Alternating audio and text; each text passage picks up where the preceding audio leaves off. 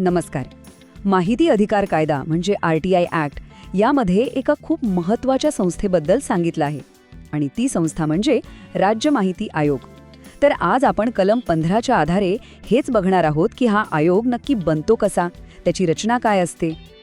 बरं, कधी विचार केलाय का की समजा एखाद्या सरकारी ऑफिसने आपल्याला माहिती दिलीच नाही, तर आपण जायचं कुठे, दाद मागायची कोणाकडे? म्हणजे आपल्या ह्या माहितीच्या हक्काचं रक्षण करणारं शेवटचं ठिकाण कोणतं, या प्रश्नाचं उत्तर ना या कायद्यातच दिलेलं आहे. तर ह्याच प्रश्नाचं उत्तर शोधायला आपल्याला त्या संस्थेबद्दल जाणून घ्यावं लागेल, जी खास ह्याच कामासाठी बनवण्यात आली आहे. राज्य माहिती आयोग ही फक्त एक सरकारी संस्था नाहीये, तर ती एक स्वतंत्र म्हणजे इंडिपेंडंट आणि वैधानिक संस्था आहे. आणि हा स्वतंत्र शब्द आहे ना, तो इथे सगळ्यात महत्त्वाचा आहे. का? कारण तिचं मुख्य कामच हे आहे की कोणत्याही प्रेशरखाली न येता कायद्याचं पालन करायचं आणि सामान्य माणसाच्या हक्काचं रक्षण करायचं. सोप्या भाषेत सांगायचं तर राज्यात माहितीसाठी अपील करायचं हे सगळ्यात मोठं ठिकाण आहे. ओके, तर या आयोगाची गरज का आहे हे तर आता कळलं.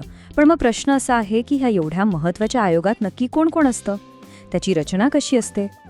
एक गोष्ट इथे पक्की लक्षात ठेवायला हवी. कायदा ना यात कोणतीही सूट देत नाही. कलम 15(1) एकदम स्पष्ट सांगतं की प्रत्येक राज्याला माहिती आयोग स्थापन करावाच लागेल. म्हणजे हे बंधनकारक आहे. ही काही शिफारस किंवा सूचना नाही, हा थेट कायद्याचा आदेश आहे. तर या आयोगात कोण असतं? बघा, रचना एकदम सोपी आहे. एक असतात राज्य मुख्य माहिती आयुक्त, म्हणजे ते या आयोगाचे हेड असतात. आणि त्यांच्या मदतीला गरजेनुसार इतर राज्य माहिती आयुक्त असतात. पण त्यांची संख्या 10 पेक्षा जास्त असू शकत नाही. म्हणजे जास्तीत जास्त 10 ही लिमिट कायद्यानेच ठरवून दिली आहे.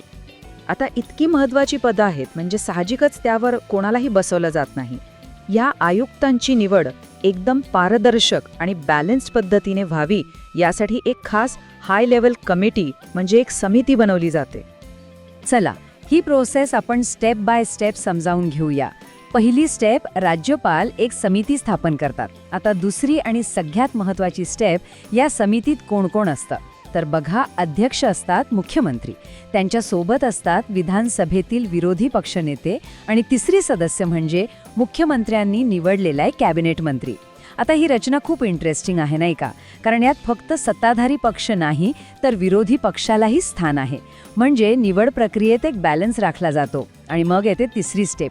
ही समिती काही नावांची शिफारस राज्यपालांकडे करते आणि मग राज्यपाल त्या नावांवर शिक्कामोर्तब करतात, म्हणजे फायनल अपॉइंटमेंट करतात. आणि हे सगळं असं हवेत नाहीये. कायद्याच्या कलम 15(3) मध्ये हे अगदी स्पष्टपणे लिहिलेलं आहे. त्यामुळेच या संपूर्ण निवड प्रक्रियेला एक कायदेशीर आधार मिळतो आणि ती पारदर्शक बनते. ओके, निवड प्रक्रिया तर कळली. पण आता पुढचा प्रश्न, की ह्या पदावर कोणालाही नेमता येतं का? नाही, त्यासाठी काही पात्रता आहेत आणि काही अपात्रता सुद्धा आहेत. आणि खरं तर आयोगाचा निष्पक्षपणा याच गोष्टींवर अवलंबून आहे. इथे बघा, कायद्याने हा बॅलन्स किती छान साधलाय. एका बाजूला पात्रता दिलीये, म्हणजे कायदा, विज्ञान, समाजसेवा, पत्रकारिता किंवा प्रशासन यांसारख्या क्षेत्रातलं मोठं ज्ञान आणि अनुभव असलेली कोणीही प्रतिष्ठित व्यक्ती आयुक्त होऊ शकते. पण दुसऱ्या बाजूला जे अपात्र कोण आहेत ते जास्त महत्त्वाचं आहे.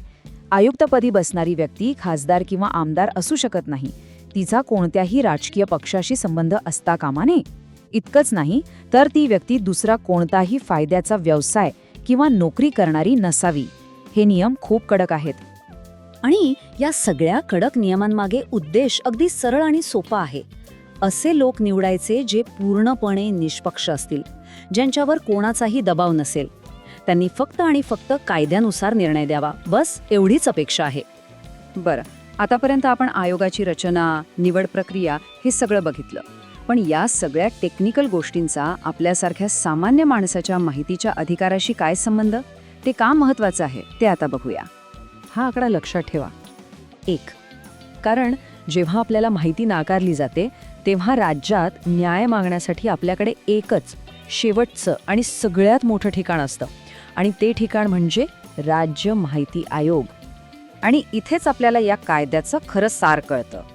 एक स्वतंत्र आणि निष्पक्ष आयोग हाच आपल्या माहितीच्या अधिकाराचा खरा पाया आहे. कारण त्याची रचनाच अशी केली आहे की या अधिकाराला ताकद मिळावी. म्हणजे बघा, जेव्हा आपण स्वतंत्र आयोग म्हणतो तेव्हा त्याचा अर्थ काय होतो?